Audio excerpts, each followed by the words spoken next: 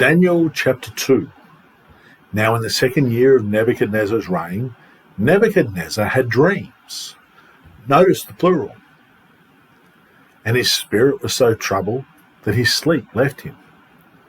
Then the king gave the command to call the magicians, the astrologers, the sorcerers, and the Chaldeans, to tell the king his dream. So they came and stood before the king. God can speak to us in dreams, and on very rare occasions, he might just do that.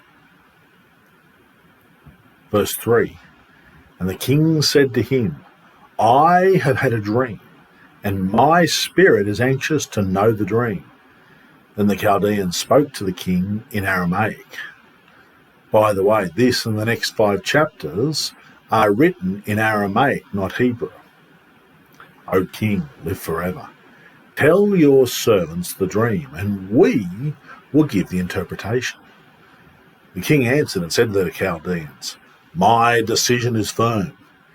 If you do not make known the dream to me and its interpretation, you shall be cut in pieces, and your houses shall be made an ash heap.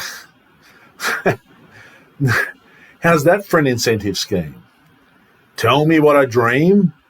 Tell me what I dreamed, or I'll cut you in pieces. This gives us a good feel for the character of Nebuchadnezzar. He was a no-nonsense guy. He knew these Magi were frauds.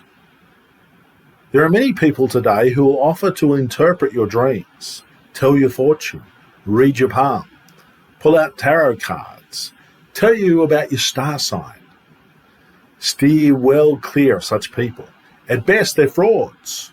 At worst, they're demonically empowered. Verse 6, however, if you tell the dream and its interpretation, you shall receive from me gifts, rewards, and great honour.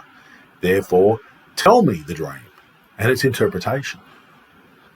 The you and me nature of the interchange, the personal pronouns through this section is very obvious. It stands out. Really jumps out off the page of Scripture at me. This is a titanic struggle for life and death, and the Magi know it. They answered again and said, let the king tell his servants the dream, and we will give its interpretation. The king answered and said, I know for certain that you would gain time, because you see that my decision is firm. If you do not make known the dream to me, there is only one decree for you. For you have agreed to speak lying and corrupt words before me, till the time has changed. Therefore, tell me the dream, and I shall know that you can give me its interpretation. The king understood that most of these Magi were frauds, these wise men. I think most fortune tellers today are frauds, but you should still steer well clear of them. You don't want to take the chance that you may be inviting demons into your life. Verse 10, the Chaldeans answered the king and said, there is not a man on earth who can tell the king's matter. Therefore, no king, lord, or ruler has ever asked such things of any magician, astrologer, or Chaldean. It is a difficult thing that the king requests, and there is no other who can tell it to the king except the gods, whose dwelling is not with flesh. For this reason, the king was angry and very furious, and gave the command to destroy all the wise men of Babylon. So the decree went out, and they began killing the wise men. And they sought Daniel and his companions to kill them. Notice at this point the king had absolute power. If he commanded something, his words were executed. Then with counsel and wisdom, Daniel answered Arioch, the captain of the king's guard, who had gone out to kill the wise men of Babylon. He answered and said to Arioch, the king's captain, why is the decree from the king so urgent? Then Arioch made the decision known to Daniel. So Daniel went in and asked the king to give him time, that he might tell the king the interpretation. Then Daniel went to his house and made the decision known to Hananiah, Mishael, and Azariah, his companions, that they might seek mercies from the God of heaven concerning this secret, so that Daniel and his companions might not perish with the rest of the wise men of Babylon. Notice the first thing Daniel does when he has a massive problem, he seeks out godly friends, and together they pray to the God of heaven. Probably everyone listening to what I'm saying has some sort of problem you're struggling with. Why not take your lead from Daniel? Find some godly friends and pray about it. Then the secret was revealed to Daniel in a night vision. So Daniel blessed the God of heaven. Daniel answered and said, "Blessed be the name of God forever and ever, for wisdom and might are his. And he changes the times and seasons. He removes kings and raises up kings. He gives wisdom to the wise and knowledge to those who have understanding." Notice what Daniel does once God answers his prayers. He gives thanks and praise to God. Please remember to be thankful to God when God answers your prayers, even when he answers with a no. He reveals deep and secret things. He knows what is in the darkness, and light dwells with him. I thank you and praise you, O God of my fathers. You have given me wisdom and might, and have made known to me what we ask of you. For you have made known to us the king's demand. Therefore Daniel went to Arioch, whom the king had appointed to destroy the wise men of Babylon. He went and said thus to him, "Do not destroy the wise men of Babylon. Take me before the king, and I will tell the king the interpretation." Then Arioch quickly brought Daniel before the king, and said thus to him, "I have found a man of the captives of Judah who will make known to the king the interpretation." The king answered and said to Daniel, whose name was Belteshazzar, "Are you able to make known to me the dream which I have seen and its interpretation?" Daniel answered in the presence of the king and said, "The secret which the king has demanded, the wise men, the astrologers, the magicians, and the soothsayers cannot declare to the king. But there is a God in heaven who reveals secrets, and he has made known to the king, King Nebuchadnezzar, what will be in the latter days. Your dream and the visions of your head upon your bed were these. As for you, O king, thoughts came to your mind while on your bed about what would come to pass after this, and he who reveals secrets has made known to you what will be. The latter days. The key to the dream is the feet and toes, which will be the 10 kings ruling at the time leading up to the second coming of Christ, and we'll see that. But as for me, this secret has not been revealed to me because I have more wisdom than anyone living, but for our sakes, who make known the interpretation of the king, and that you may know the thoughts of your heart." Notice the incredible humility of Daniel. Picture now Daniel standing before the king, who is probably seated on his royal throne in his majestic courtroom with all his regalia. You, O king, were watching and behold a great image. This great image, whose splendour was excellent, stood before you, and its form was awesome. The king's head, the image's head was of fine gold, its chest and arms of silver, its belly and thighs of bronze, its legs of iron, its feet partly of iron and partly of clay. I can almost picture the king's eyes and mouth open wide with astonishment as Daniel reveals his secret dream. Clearly God had sent this dream or series of dreams, and it had a profound effect on the king. The New King James Version, which I'm reading from, uses the word awesome to describe the great image. But the Aramaic word used indicates fear and dread. The dream instilled great fear in the king.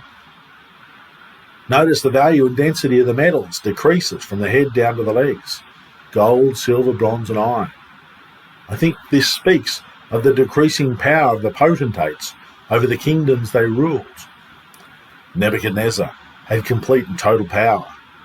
His spoken word at any point in his reign was law. This absolute power diminished in the 3 subsequent kingdoms, but the strengths of the metal increase with each subsequent kingdom. I think this speaks of the increasing military strength of each subsequent kingdom, the feet and toes being the exception. They were brittle. Verse 34, you watched while a stone was cut out without hands, which struck the image on its feet of iron and clay and broke them in pieces. Then the iron, the clay, the bronze, the silver and the gold were crushed together and became like chaff on the summer threshing floors. The wind carried them away so that no trace of them was found. And the stone that struck the image became a great mountain and filled the whole earth. The stone strikes the feet of the image, causing the entire terrible image to fall. It may intrigue you to know that the feet of iron mixed with clay is a prophecy of our future. Therefore, it's the most relevant part of the image to us. And yet most Bible commentators spend little time examining the feet because their end-time views don't fit with this prophecy. It's very simple. If the Bible doesn't line up with how you believe the end times will play out, change your eschatology. That's a fancy way of saying change your end-time views, your eschatology.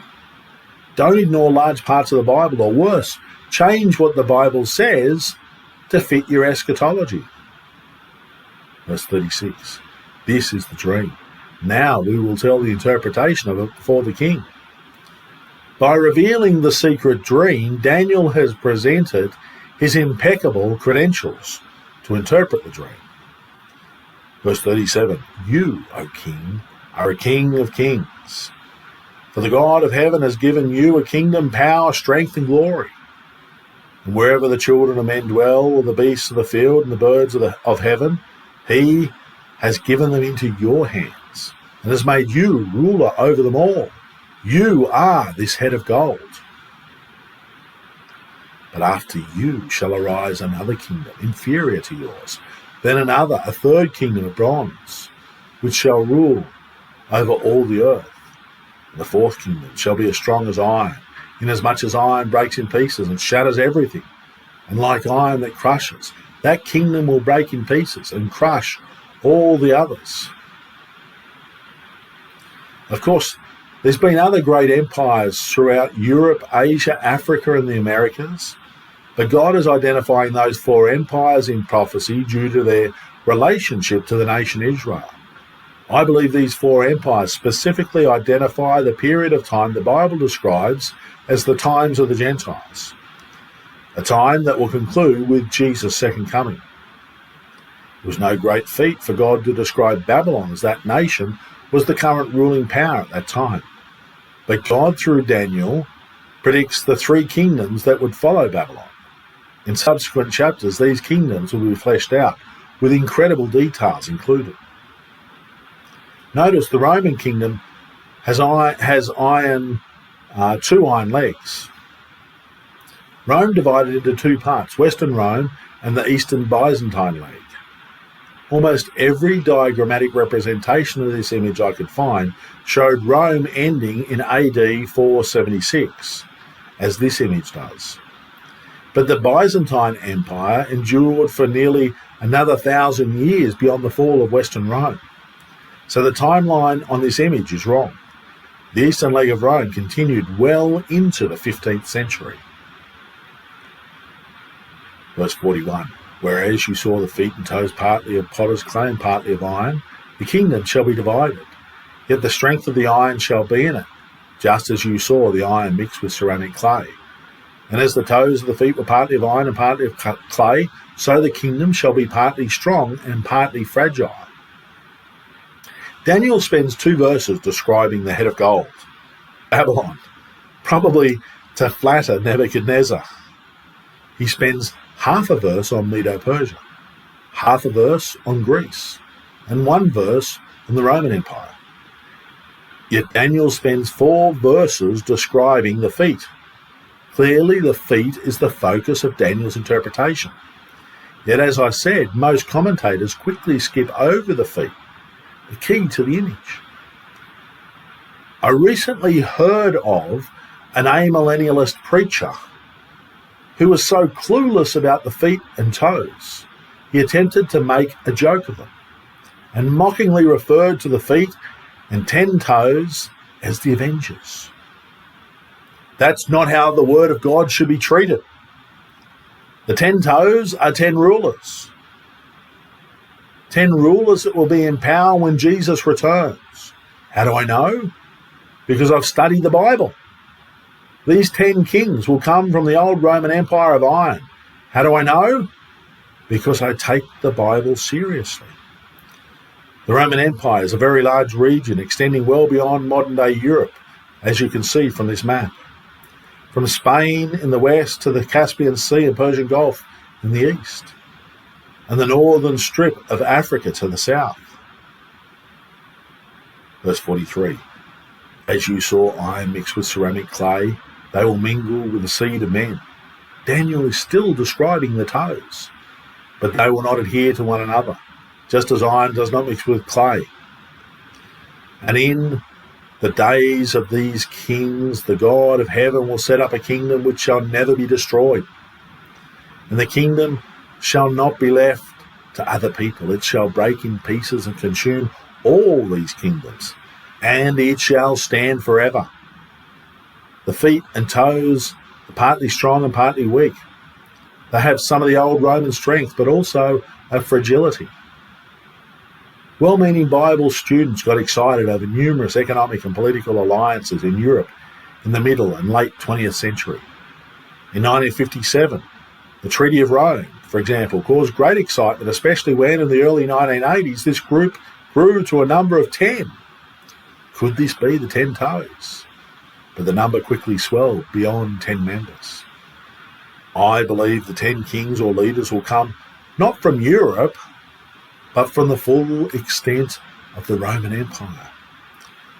I think this 10 will not appear till the fullness of the Gentiles has come in, culminating in the rapture. Then the eastern and western legs of the Roman Empire will attempt a reformation, possibly a European, Islamic, even African alliance. Verse 44 tells us, in the days of these 10 kings, God will set up an everlasting kingdom. And God's kingdom will utterly destroy these former kingdoms. This will occur at the second coming of Jesus. And with his coming, the times of the Gentiles shall be complete.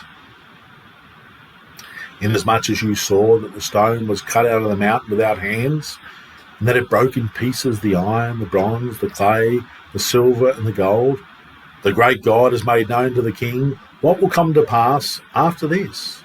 The dream is certain, and its interpretation is sure. When Daniel tells us its interpretation is sure, don't you dare doubt it. Those 4 kingdoms came and went just as Daniel predicted. The 10 toes are yet to form, and the eternal great kingdom that God will set up is yet to happen. The stone cut without hands is the rock of our salvation, Jesus Christ.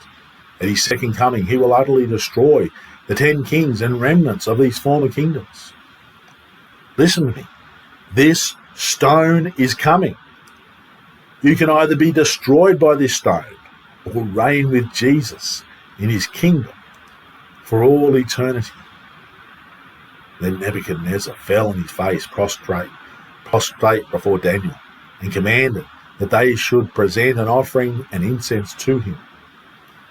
The king answered Daniel and said, truly, your God is the God of gods, the Lord of kings, and a revealer of secrets, since you could reveal this secret. How could the king do anything else but glorify Daniel's God? Clearly the king goes overboard by worshipping Daniel. But we shouldn't be surprised that this Babylonian didn't understand godly principles in relation to worship. Daniel is one of the greatest men in all of human history. You'd be wise to study what he wrote and learn to fully comprehend the meaning of his prophecies. Then the king promoted Daniel and gave him many great gifts, and he made him rule over the whole province of Babylon and chief administrator over all the wise men of Babylon. That's going to cause problems. Also, Daniel petitioned the king and set Shadrach, Meshach, and Abednego over the affairs of the province of Babylon, but Daniel sat in the gate of the king. In this, the last verse of our study, we see the political appointment of 4 young Jews, which will ultimately cause great jealousy amongst the native Babylonian Magi. God ensures that his people are strategically placed in positions of power. We finish this chapter and study with Daniel sitting in the gate of the king, in the place of power, and head of the magistrates. We've only just started with our study of Daniel. It's going to get more spectacular, and the prophecies are going to get much more detailed and specific. And the Bible critic will remain confounded. But us believers will have our faith in God confirmed as we study through this incredible book of Daniel.